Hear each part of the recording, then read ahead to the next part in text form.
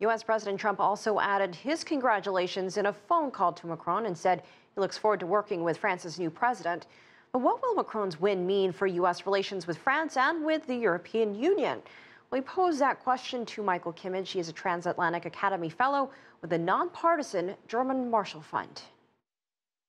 This may strengthen the hand of the pro-Europe faction within the White House and elsewhere throughout the government. So that's certainly one consequence it will have. But I foresee no immediate difficulties, despite what Trump may have said during the campaign.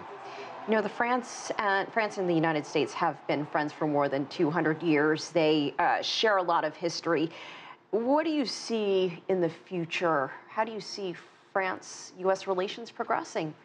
I think France has certain advantages vis-a-vis the Trump administration that Germany doesn't have. It doesn't have the trade surplus toward the United States that Germany does, and it's more of a military player. So France has more to bring to the table from the vantage point of the Trump administration, and that makes it potentially an important ally. On the other hand, the Franco-German axis is going to be stronger after this election, as we see from Angela Merkel's response, and you may see a more self-confident, assertive Europe. I don't think that will lead to major clashes with the Trump administration, but that's going to be a factor they're going to have to reckon with. What do you make of this result? It was a little farther apart than what people initially thought it would be. They thought this election would be much closer. But you look at this election in France, you look at the result in the recent Dutch election as well.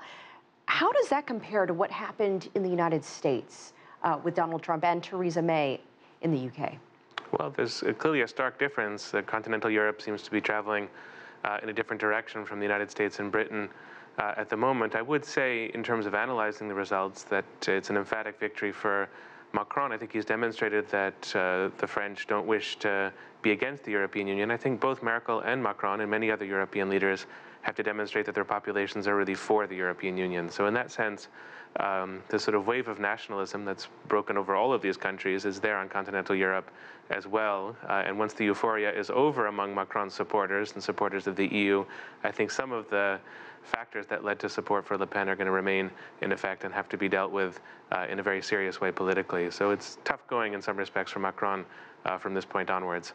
Well, that's right, because there will be no Frexit, as in Brexit. But as you mentioned, they're not going away. I mean, there's still a large part of the population in these areas that support what Le Pen stood for. And the structural factors of immigration and in these post-industrial areas of France and economic decline are also going to remain, and they're not easy to do away with in the short term, the frustrations that some of the French population has with immigration and the terrorism issue. So Macron is going to have to demonstrate results. I think that he's gotten the support. I think this result is certain, this electoral result is a mandate, but he's going to have to demonstrate political results in a fairly short form.